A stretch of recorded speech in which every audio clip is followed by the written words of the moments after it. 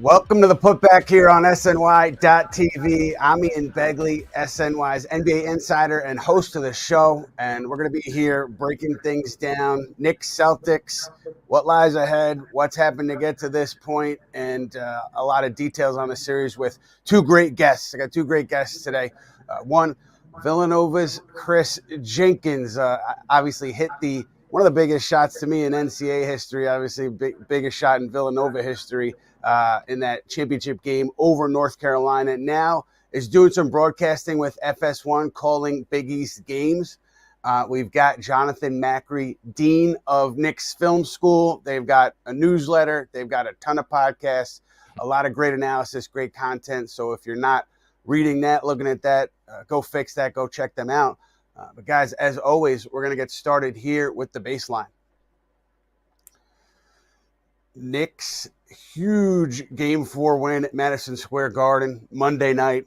They get 20-plus from Brunson, Karl-Anthony Towns, Mikal Bridges, OG Anunoby. The third quarter from Brunson, the fourth quarter from Bridges, and just the defense all around. A really, really strong home win. And, Kris, I want to start with you, man. What was your big takeaway from watching that game? Just the Villanova Wildcats know when to show up, man. They know when to get things done. They know when it's crunch time, when it's time to really hone in and focus on the task at hand. And we've seen it nightly from Jalen, and then Mikal comes over this season, and now everybody's able to witness it as well with Josh. You know what I'm saying? It's amazing, and it's great to see just the toughness and the togetherness that those guys have just brought to the NBA. Yeah, I'm sure Knick fans would agree with you, Kris. And just for the audience, I just want to apologize for Chris's hoodie. We tried to negotiate that change. Let's go, Birds. But we couldn't get it done, so I'm sorry about that. John, when you were putting together the newsletter and when you kind of came down off cloud nine, how did you analyze what you saw? I'm not sure I'm down from there quite yet. Look, I mean, to me, this was a win that was 7 months in the making. Look, they traded for Karl-Anthony Towns late in training camp, and immediately you figured, all right, this is going to be a genuine title contender. I think they started the year off something like plus 700 or plus 750 odds to win the whole thing. Those were, like about the third or maybe fourth best odds in the entire league. And then they got off to a very, an okay start. The offense certainly looked great early on. And then that started to subside. Defense was not great. And then as the season went on, I think, someone in my position who was preaching patience to a lot of this fan base and give this thing time, give it time to come together, give these guys time to develop cohesion, a lot of defensive communication issues throughout the year, as you've reported on consistently.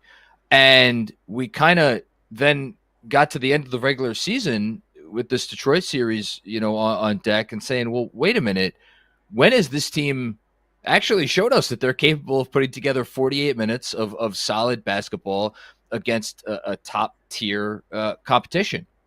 And I don't think we had that evidence. And even after they won the Detroit series in 6 games, and I'll even throw in the first 2 games against Boston, we were still waiting for them to come out and give us a serious performance for the vast majority of a 48-minute game. And I think last night, for me at least, represented the first time that they were able to do that. And I can't help but think of what Kris just said. Villanova Wildcats, you guys have a knack for showing up when it counts the most, when the lights are brightest, when the stage is the biggest. It's funny how Villanova guys seem to come up with their best stuff, and that was certainly the case last night.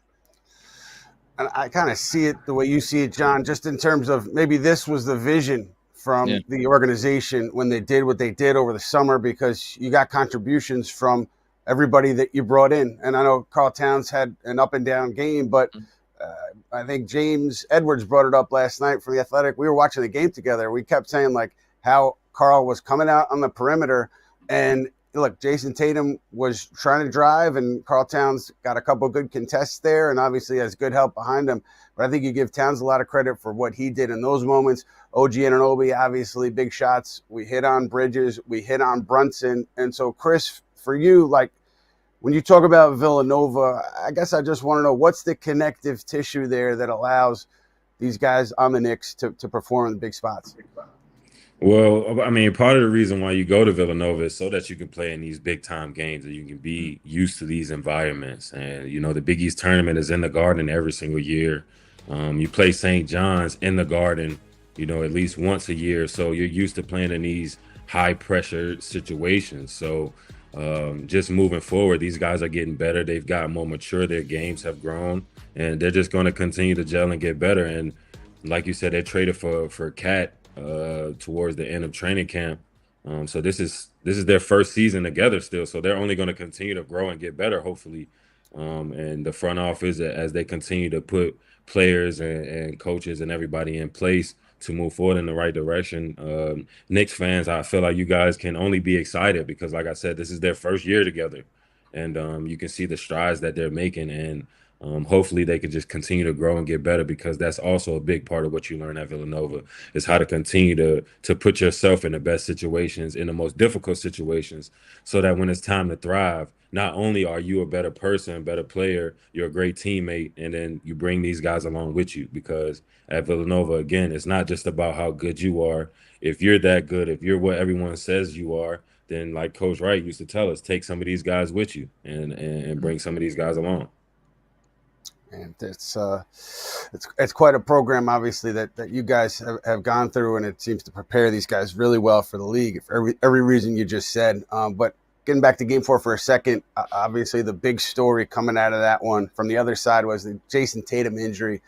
Players afterward just saying prayers for Tatum and wishing for the best. And obviously it didn't look good. There was a really, I don't want to say a chill, but there was like sad energy in that Celtic locker room for obvious reasons. And we haven't heard anything official yet, but certainly did not look good seeing Tatum wheelchair in the tunnel in tears, and just, you hate to see it. You really hate to see it. So again, without knowing much, I think it's logical to say that he's not going to be coming back for this series, and that changes a lot for Boston. But you know, Kris, just as a player, played at a high level, when you see something like that, what is your reaction?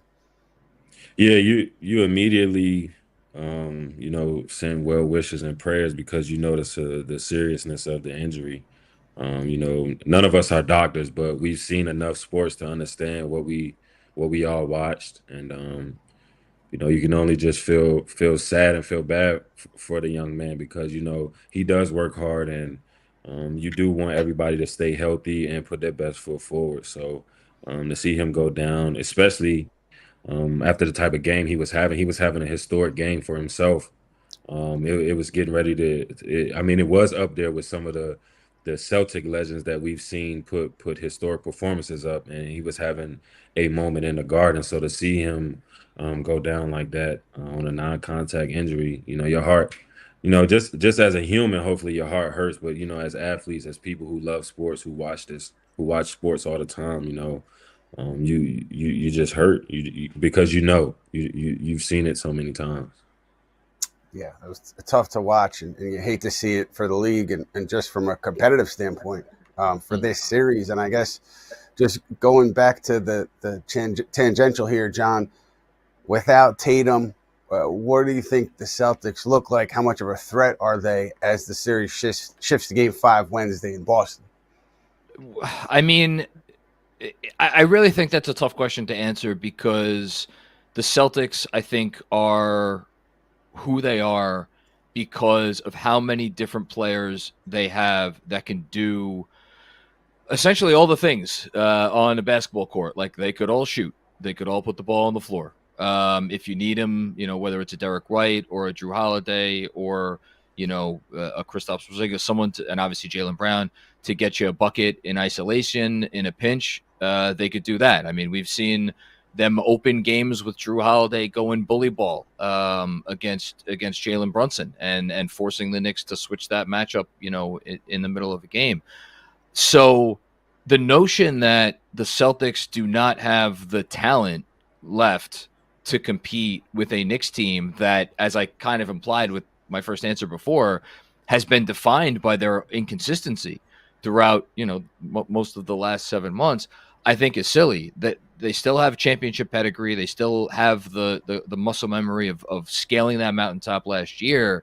And, should go without saying that the Knicks are going to have to take the, game 5, and if there's any games beyond that, extraordinarily seriously if they want to win this series. The one thing that I will say is, Tatum, like, he didn't finish in the top 3 in MVP this year, and that's because he doesn't get the same benefit of the doubt as like an SGA or a Jokic or a Giannis or honestly even a Jalen Brunson in terms of maybe what he means to that group, because again, of all of the skills on that roster. But if you watch these games, and if you watch that game yesterday, you see a guy who is on another level.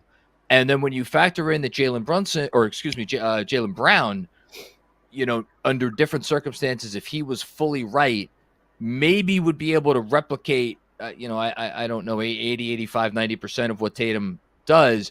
I don't know if Brown is right now. And I know that he's not on the injury report or anything, but just looking at him, looking how he's performed in the series for the most part, I'm not sure that he's going to be able to take that mantle. So, still a challenge, still take it seriously, but the Knicks have to be looking at this as, again, not, all of our prayers are with Jason Tatum, but if you're the Knicks, you have a chance to go to the Eastern Conference Finals here. You have to look at this as a golden opportunity. And you know what? I would say too that maybe in some corners it's getting analyzed as the Knicks won because Tatum got hurt, but we watched the game and that wasn't the case, because the Knicks had a lead there.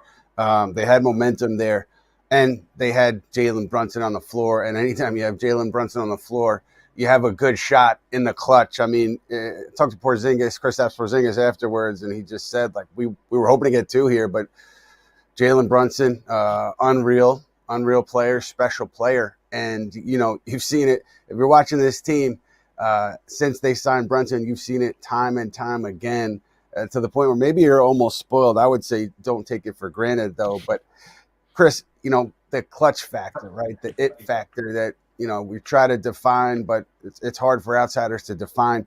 Did you see that from Jalen in college?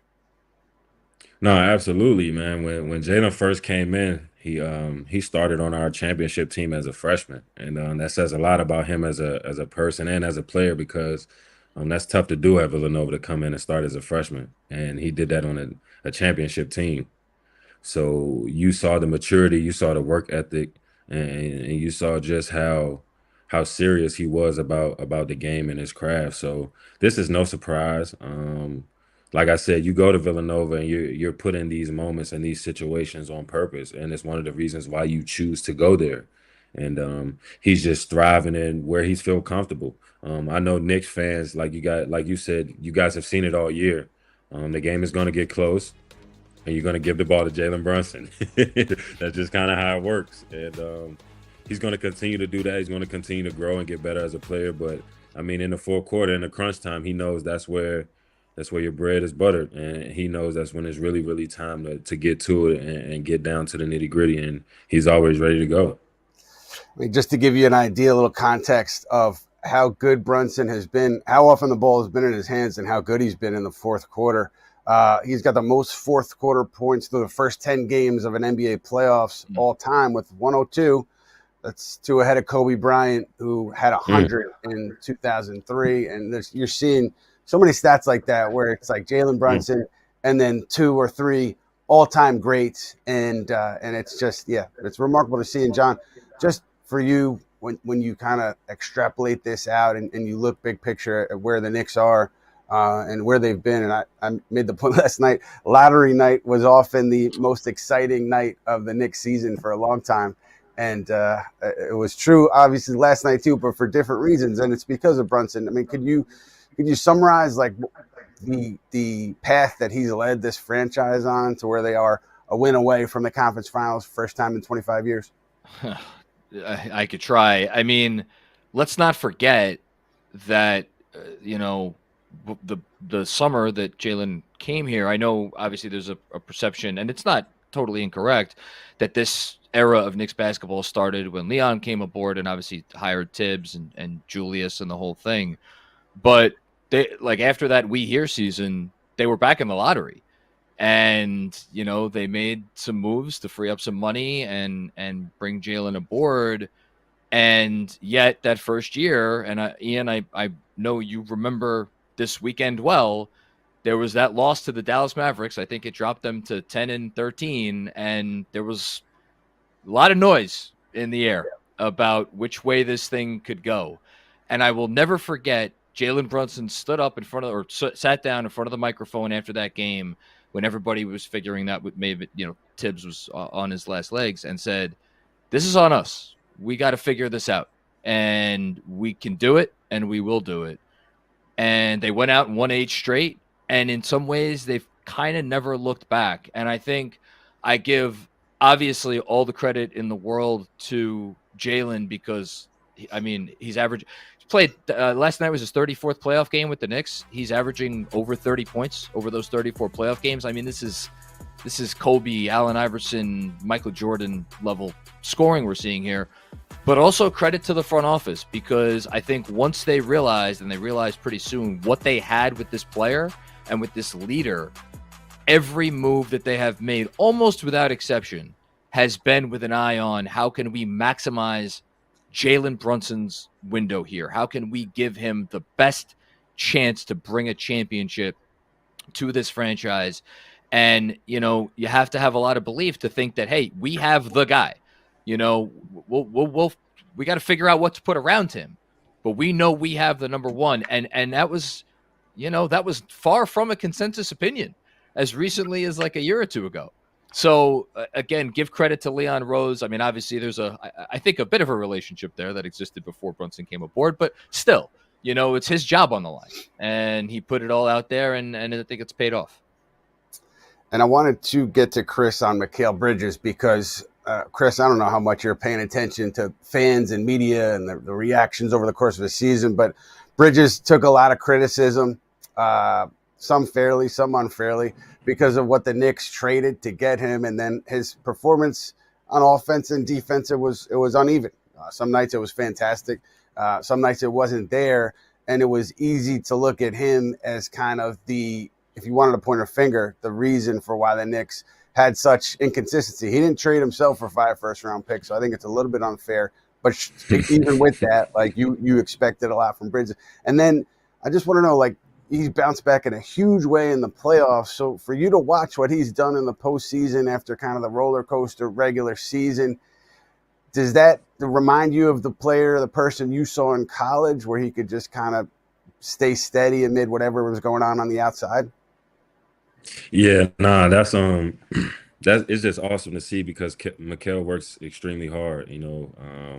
He's extremely confident in himself, and he believes in not only himself, his teammates, but the work that he puts in, and he's been like that ever since I've known him. So I remember him coming in his freshman year of college, and he had the red shirt, and to see him go through that, to see him push, get better, and to see where he is now, I just knew it was only a matter of time before he put it all together, just because, you know what I'm saying, when you're a player, you have ups and downs, and that's just what comes with the territory. So it's your job to not get too high and not get too low, and Mikal does a great job of that. And it was awesome to see him continue to play well and move forward and strive to be the best version of himself. And last night was just a stepping stone for him.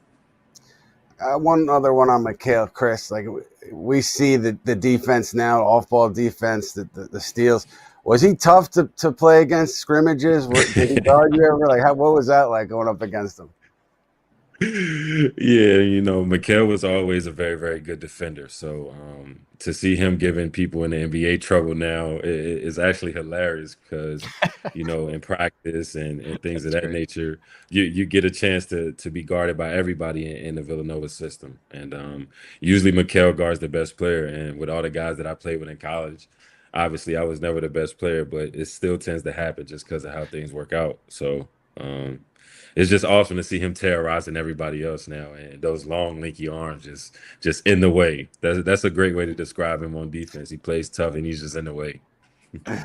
I don't want to go through this whole show. It would be ridiculous of me not to mention Josh Hart because I think when the Knicks took that huge punch in the first quarter, Derek White going crazy, they don't withstand that without the play of Josh Hart there. He just there was a rebound where he pushed. He found Anunoby for a three.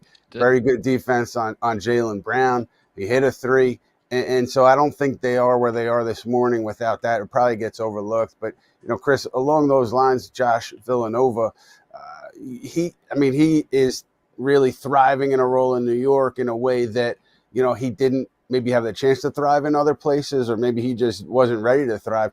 How do you view what he's done here at this point of his career? I mean, I feel like he's the ultimate glue guy right now. He does whatever the team needs. Guarding the best player, getting whatever rebounds. When it's time for him to score, he scores. When it's time for him to assist and make plays, he does that as well. So it's just awesome to see Josh mature. And throughout Josh's career, he's kind of been every player. And to see him in this role now, this is something new for him. But like you said, he's thriving, and it's all to win. Josh is one of the most competitive people that I've ever met in my life, and it's all just to win and be the best.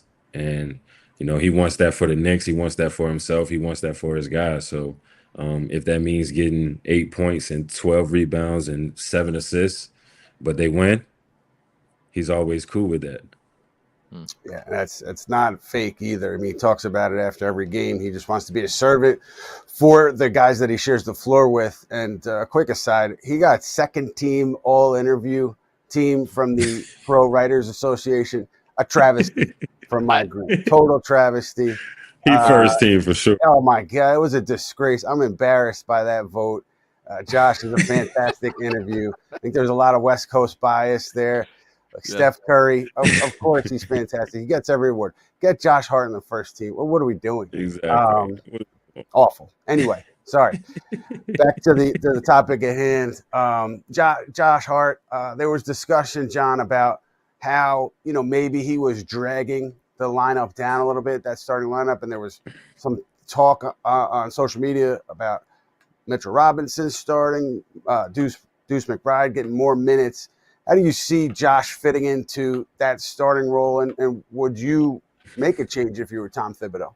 I mean, I wrote about it a couple days ago for the newsletter, and I suggested it. I advocated for it to start Mitch over Josh. And for me, it was just not only looking at the numbers, and the numbers with Mitch on the floor in this series have been exceptional, especially on the offensive end as much as the defensive end, but more so just the eye test and seeing how this Celtics team, because of how they are able to guard the Knicks, how difficult they have made it for this starting lineup to score. And if you looked at, any of the data with the starters against the Celtics going even back to the regular season, it was all pretty rough. And even, last night they didn't get started off to the best start. And yet I could sit here now and look at last night and the third quarter in particular, when Josh Hart played all of the minutes along with all of his fellow starters. And that was as good an offensive quarter as the Knicks have had all season long, considering the opponent and considering the stakes, considering the stage and all of that. And look, I understand the fourth quarter, Tibbs went with Deuce McBride to provide some spacing, and then Mitchell Robinson in the middle, who provides a unique type of spacing in his own with his screen setting, and he was great in that role. And there's a perception that that's why the offense loosened up. That offense was great in the fourth quarter. It was a 139 offensive rating. The offensive rating with Josh Hart in the game last night was a 127 point something. It was exceptional. So it's not like Josh Hart was holding them back on the offensive side of the ball last night. And actually, when Josh Hart was off the floor, they drew even with Boston. When Josh Hart was on the floor, that's where they had the advantage. And it just points to how many different things Josh Hart can do to help you win games. There's a reason Tom Thibodeau has stuck with him through thick and thin. Are there possessions where you see the impact of his lack of spacing more than others? Absolutely. but this is not a problem that cannot be solved. And I think we have seen them solve it on occasion. Last night, they obviously solved it in the biggest spot yet this season. The narratives that look, I generate and create. I'm as guilty as anybody. They just tend to shift so quickly in the postseason and in these games and bridges and everything else. Kris, we were talking before the show. You had a question for John, I believe, about a Knick perspective, Knick history. Can you throw it out there? No, this question is for both of you gentlemen, two great New Yorkers. With what we're seeing Jalen do right now and what he's done in the New York jersey and what he'll obviously continue to do, God willing, stay healthy and moving forward. Where does he rank as a Knick? Great question. Do you want to take it first, Ian, or do you want me to go? I'll just go quick. I'm not a big rankings history guy, but how I look at it is who's delivered to deliver this team a championship, and so I go Frazier and Reed, and then the longevity of Patrick Ewing, the greatness of Patrick Ewing over many years. That matters, I think. And so with Jalen Brunson, to me, where he's gotten this team, it's not going to take long in my mind for him to leapfrog Patrick if he can, get them to a finals, get them through, maybe even if he gets them to the top, forget about it. Obviously, he's ahead of Patrick. But to me, that's the real estate you're looking at when you're talking about Brunson. He's in that Patrick Ewing neighborhood. He's not there yet, but you can see a pathway there. But then I always put the winners at the top. That's kind of how I look at it. I think it's always fun to do like the Mount Rushmore thing. So you get 4 up there. And this, I don't mean this is any disrespect to Carmelo Anthony, Bernard King, Earl DePearl, some other names I'm sure I deserve to be mentioned here. But Dave DeBusschere has long been my 4th guy, as a pivotal piece on those obviously 2 championship teams. Bill Bradley, I didn't even mention. I think depending on how the rest of this postseason goes, we could already maybe, rest in peace, Dave, one of the greatest perimeter defenders in the history of the game. We might be able to slide Jalen ahead of Dave and put him on that Mount Rushmore.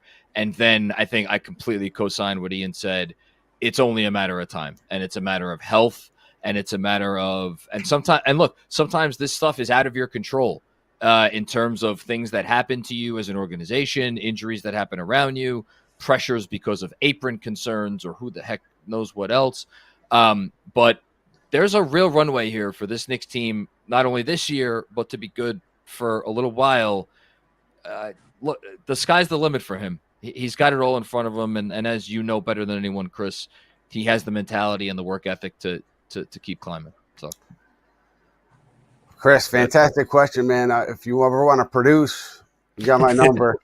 Shoot me a message. But I'm throwing it back to you, actually, because I want to know from your vantage point, you take in totality, NBA and college career, where is Jalen on the pantheon of Villanova players? And don't shortchange New York's very own Ed Pinckney, please. Oh, man. That is a great question. But he's he's clearly won. I feel if you include college career along with NBA, it'll probably be between he, Kyle Lowry, Randy Foye, Ed Pink, guys in that Doug West, guys in that kind of range. But he did everything in 3 years, and he got 2 national championships, and it's just well, no one's ever done that at Villanova. So no one's ever got National Player of the Year at Villanova except Jalen. So he's clearly first. He number one, no doubt about it, man. I wonder what Kyle would say about that. Kyle would definitely have something to say about it, but because Kyle won an NBA championship, he's gotten a gold medal. So of course Kyle's gonna be like, "Yo, you know what I mean? Hold on." Yeah, 6-time All-Star, I think. Yeah, Kyle he's had a phenomenal NBA career. So he's definitely. Well, I would say he's probably first, but Jalen is like I said, by the end, Jalen He's could. coming. Yeah, he's right there. Like it's like Beyonce. We ain't coming no more. We here. Like he right there. He's right. Great.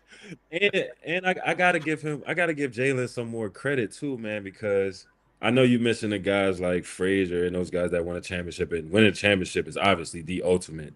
Nothing trumps that. But if I'm not mistaken, like with Patrick, those teams were expected to be good and be in the finals and contend for a ring. That's Like, true, but it was because of him. I think yeah, his but presence created those expectations. But yeah, go ahead. Sorry.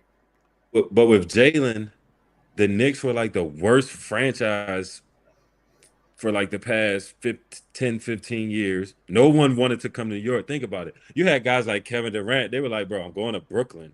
Yeah. I would Knicks. Like Yep. you had that was what was thought of the Knicks franchise as a whole at the time. Like they were more known for the BS that they did with Charles Oakley as opposed to getting good players that want to come play here. Yes. So I think we kind of got to factor that in too. Like no one wanted to come here. Nobody expected the Knicks to be good. like Eastern Conference Championship. Like outside of true fans and historians and obviously the players and their families, friends, outside of kind of that little circle, no one picked the Knicks to go to the Eastern Conference Finals or to 2 or 3 games on the Celtics. Like no one even thought that was even possible.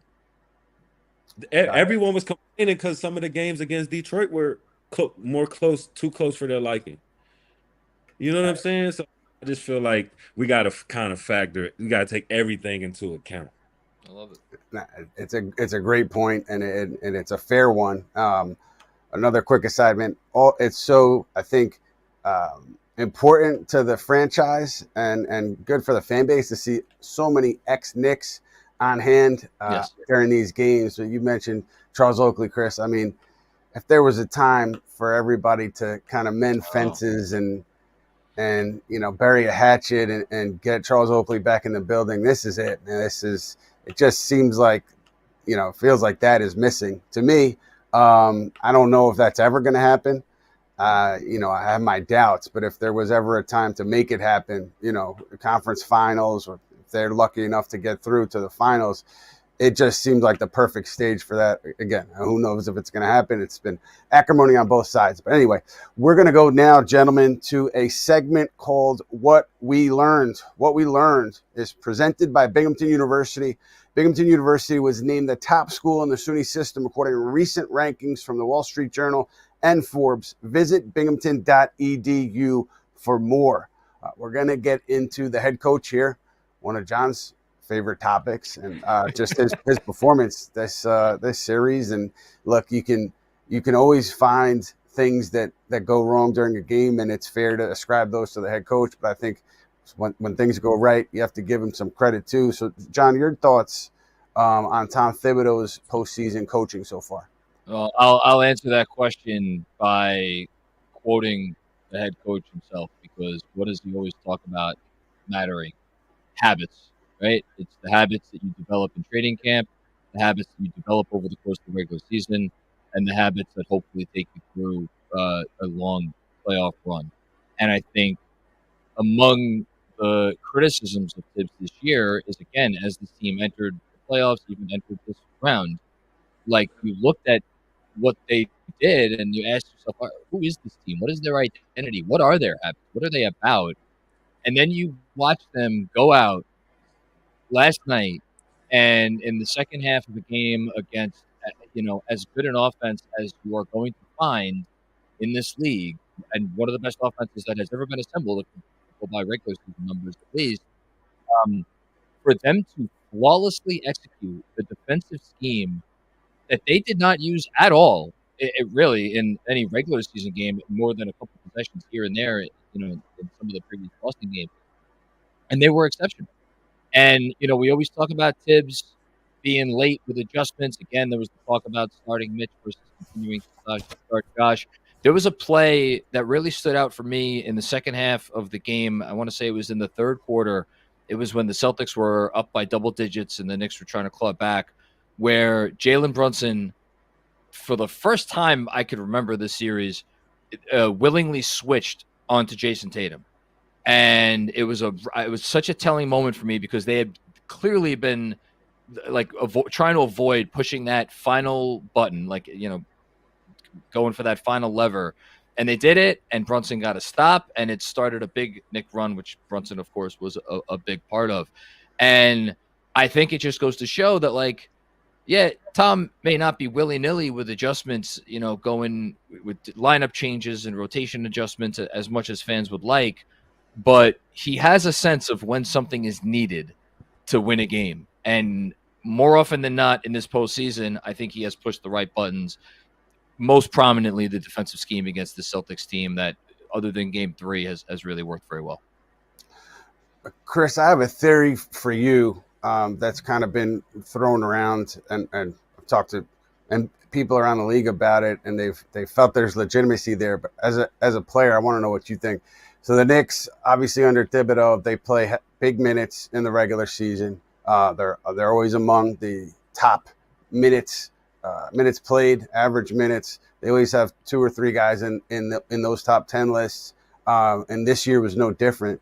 But at the same time, now in the postseason, I think what you're seeing, what I've seen, I've asked people about, is like they seem to be able to withstand these late game situations, late in fourth quarters, where obviously the performance has been good. Is there anything, and then you see something like, Donovan Mitchell in Cleveland, where game 1 of that Indiana series, he said he was feeling tired. Is there anything to the idea of the minutes being the heavy minutes in the regular season, preparing a player to play big minutes in the playoffs? And one analogy that was relayed to me was, you're not training for 4 rounds when you're training for a prize fight as a boxer. You're training for 12 rounds, and these guys train their bodies to play 12 rounds. I mean, what do you think about that theory? I think you kind of just got to know your players, know their body, know kind of how things work. I believe you kind of got to take that case by case. Mm-hmm. Well, one thing we have seen with Thibs is kind of no matter where he is, he's going to play his guys the entire game in the regular season. Mm-hmm. So knowing that, I think the guys do a good job of recovering and taking care of their bodies and making sure that they eat the right things. And again, these are things that we all learned in college, so it's not like something that they just started doing. So they've been doing this since we've been 17, 18, 19 years old.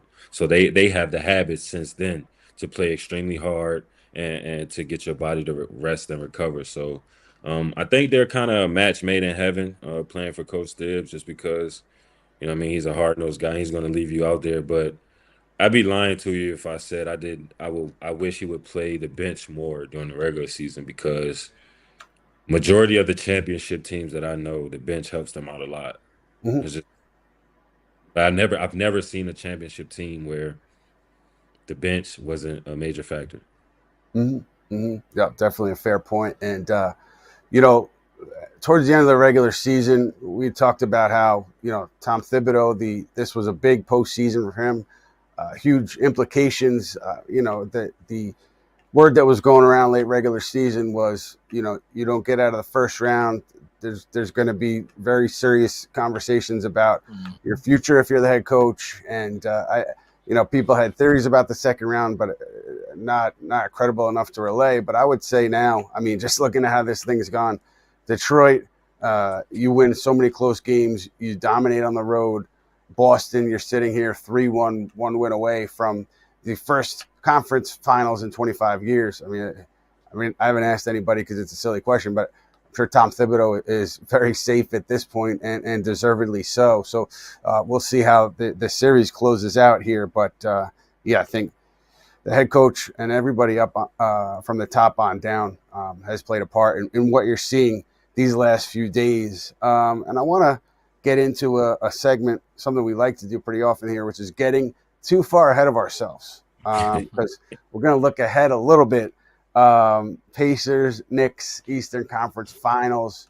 John, what jumps out at you immediately when you think about that series? What jumps out immediately is I should not be answering this question, because that is tempting the basketball gods. But because I love you so much, Ian. I'm gonna do it. What jumps out to me is that the Pacers are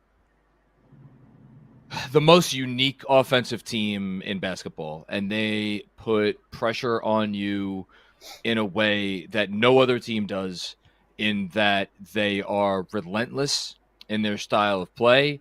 They could be up 20, they could be down 20. It does not matter. They are coming at you, and they are coming at you in the way that they know how. You're not going to get the benefit of lulls, at least not on the offensive end. Like they put you in the blender. I mean, it's them in Boston, and I would even say that it's a slightly more unique challenge with Indiana because, Boston, for all of Tatum's incredible talents, and he is an exceptional player, he's not a point guard. And the fact that the orchestrator of this Pacers symphony is a guy who, like, look, is he the best one-on-one player in the world? No, but Tyrese Halliburton, man, I have all the respect in the world for that dude, and I'm sure after last season's playoffs, the Knicks do too. So I just look at their offense, and obviously the fact that they have been a really, really good defense for a while now. I mean, almost the entirety of this season. Do they have lulls on that end at times? Sure. Can you get them? Yeah. But I would guess that is, if that series comes to pass, I think it will be a higher scoring series than the one that we are experiencing right now. That would be my guess. Huge asterisk with John's comments there. If the series comes to pass, so no. If. Kris, I mean, beating Boston on the road twice, beating Detroit on the road 3 times. The Knicks in the Pacers series, they'd actually would have home court, but just the road success there. Is there anything for you that ties back to Villanova with that, or is it just something that, this group has done independent of college ties? I mean, when we're at Villanova, you're definitely taught that each game matters because it's your next game, but there's also extra emphasis on your away games because there's certain environments and how teams are going to play. This is going to be the best game they've ever played in their life because they're playing Villanova at home. So back to college, the mindset was to always have a tougher mindset, more togetherness, more focus going on the road. So to hear that these guys have dominated with a road attitude and togetherness, I mean, they've been doing it since college. It's something that they take pride in, going into the toughest environments, and being at their best. A quick addendum. What was the craziest road arena, not a neutral site, but road arena for you guys that you played in?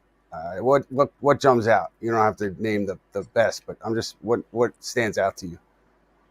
I mean, you guys know the Big East, man, and everybody loves basketball in the Big East. So, Georgetown, when I was in school, rocking. Providence was always rocking. We played at Syracuse one year in the Carrier Dome. Coach Boeheim and those guys, that was rocking. But surprisingly enough, Creighton in Omaha, Nebraska. I would thought that I said fans in Omaha, Nebraska are crazy, but Creighton, my first experience there as a freshman, I was like, yeah, this is because they play in like a convention center that's just for men's basketball. It's like downtown next to where they have the World Series, because the College World Series is in Omaha, I believe. But they have it there.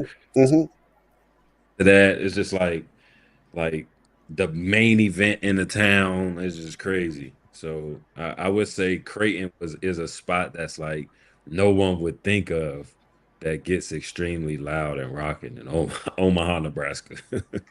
That's surprising. I appreciate the insight. This is one also for you, Kris and John. I want to get your thoughts too.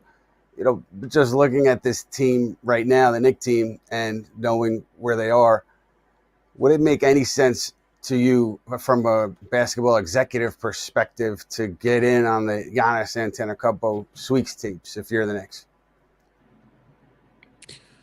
I mean, you got to listen, right? I mean, we got to be honest. We have to do our job. If you're in the front office and you have to do your job, you take all the calls and you definitely listen and you see, because this is one of those players that moves the needle for not just for the entire league. Like if Giannis Antetokounmpo leaves the Milwaukee Bucks, that shifts everything for everyone. Mm-hmm. So if you're good at your job, which Leon and these guys have shown, you 1000% see what could be had, what's the asking price, what's necessarily what's on the floor in the new terms that as the younger generation would say, what's on the floor. I mean, it's the business. It's like the Luka AD trade. It's like, did you ask me that? Like that's for real? All right. Yeah, this is what you can have them for this right here. This is what we can do. Right. So yeah, I have to do your due diligence, John. From a fan perspective, what would your reaction be if they moved, let's say, a Karl Towns and a couple other pieces for like what would your reaction? Are you in love with this team? Would you be devastated? Would you think it's foolish? How would that sit with you? Go ahead. No, I want to see the Knicks win a championship before I die. I just turned 42 this weekend. My cardiologist says that the heart is okay. So hopefully I got a few more decades, but still I sooner rather than later, please. Thank you. Other than I'll just be honest, other than Jalen, I'm not, and maybe Josh, because she's Josh. I'm not. How do you not love Josh Hart? I never want to watch a Knicks team that doesn't have Josh Hart on it. But other than those two, I can't say that I'm personally attached to any player. I've loved watching Karl Anthony Towns this year. I think he is. I mean, he's going to make All NBA, and from everything that you could tell from interviews and just what you hear and what you read, he's an even better person than he is a basketball player, and that makes it so much easier to root for him. In addition to the fact that he's, is he a perfect player? No, he's not a perfect player, but he's always out there trying his best. And by the way, to your point before, Ian, about the conversation you had with James Edwards, has held up on switches in this series pretty darn well. And that is a testament to him. And oh, by the way, 9 for 9 in the restricted area last night. I mean, some big, tough buckets. All that being said, Towns is a player that when it gets to the playoffs, it gets to, nut cutting time here. Some of his strengths do not translate as easily to the playoffs, whereas some of his weaknesses can be exploited a little bit easier by certain teams. So because of that, and because the salaries are so close, look, I have no idea what Milwaukee would want if they were trading Giannis. I don't know why they would want Karl Anthony Towns. I would imagine it would be some kind of a multi-team thing.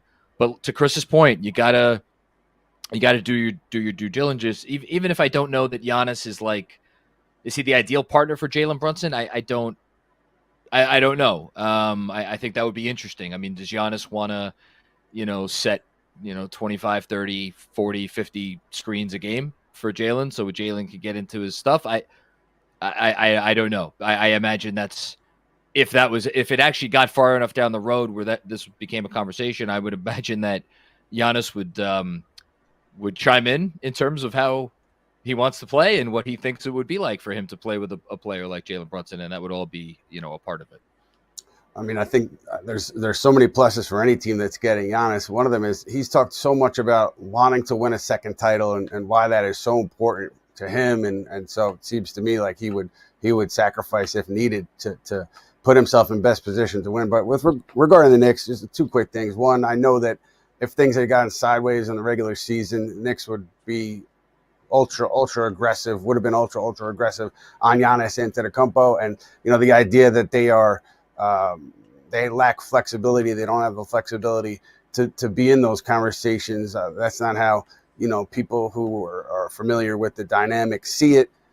But again, we're here one win away from the first conference championship appearance in 25 years. And I just think that if you get there, and then obviously if you get to the finals, how do you not run it back? You have to take calls. You have to see what the landscape is. But to me, it doesn't make sense if you get to that real estate to make that kind of a massive change. But anyway, we're getting way ahead of ourselves, as we like to do. So let's get back to the current situation.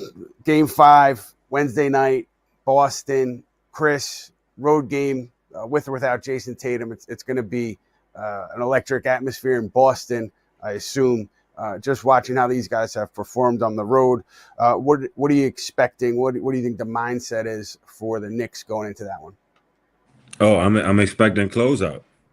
I'm expecting the guys to go in there and seal the deal and punch their ticket to the Eastern Conference Finals. No extra games, no extra wasted movement. I just feel like they'll be focused, they'll be dialed in, they'll understand the task that's at hand. I would be extremely shocked if they come out and lay an egg, or don't come out and put their capabilities and seal the deal. Just because, like I said, you know how serious everything is right now. You know how important these games are. You know how important rest is. Like you said, yeah, the Pacers team that they're getting ready to go up against, they had the fastest pace ever. But like one of them, like they play run and gun style basketball. They get up and down the floor, and so you understand how important rest is. So I expect the guys to go in there, focus to seal the deal. Knicks in 5 for sure. Come on now. I love it. The only thing I don't love is that green sweatshirt. Again, we'll deal with it. I love the passion, though. John, what's at the top of your list, man? What are you looking at early on Wednesday as a barometer? Look, all the adjustments have already been made. We know what kind of defense they're going to come out with. I do think, the first couple minutes of Game 4 were not great on especially on defense. They kind of sleptwalked their way through the first 3, 4, 5 defensive possessions, and then they kind of flipped the switch, and it was good for the rest of the game. But come out with the defensive focus and intensity from the opening tip. Offense, we know what works for them. Transition, semi-transition even, getting the ball up the floor maybe a little bit quicker, meaningful, purposeful movement, being confident, being aggressive. Don't pass up, good looks. All those things. Just go out there and play like you're down 3-1 instead of up 3-1, because you do not want to give this Boston team any hope. I have to imagine, these are human beings. I got to think, there's no official news yet on Tatum. I can't imagine that is going to be hard or easy for them to digest in that locker room. So it sounds crass to put it this way, but you have to capitalize on that. If you're the Knicks, you just have to, because a year ago, that Game 3 against the Pacers, they had opportunities to win that game and they didn't. And then an Andrew Nembhard shot changed that series, and we know what happened next. Don't let the same thing happen this time around, because you never know. You never know what injuries might happen on your team. The quicker you get this series over with, the quicker you don't have to worry about a potential devastating injury on your side. So take it seriously and get the job done. Wednesday, Game 5 in Boston. We're going to leave it there, but thank you so much, John Macri, Dean of Knick Film School, newsletter, podcasts, video content. You can get it all over there, so check it out. And thank you so much to Kris Jenkins, Villanova legend, hit one of the biggest shots in NCAA history. Is doing broadcast work, calling games on FS1, calling Big East games. So check out his work there. And we always love having him on. We're going to send him a complimentary Jets or Giants sweatshirt. Not sure yet. We'll figure it out. We'll get his size after the show. But thank you so much, fellas. Really appreciate it. And that'll do it for us. We will be back later in the postseason here on the Putback. Thanks for being here.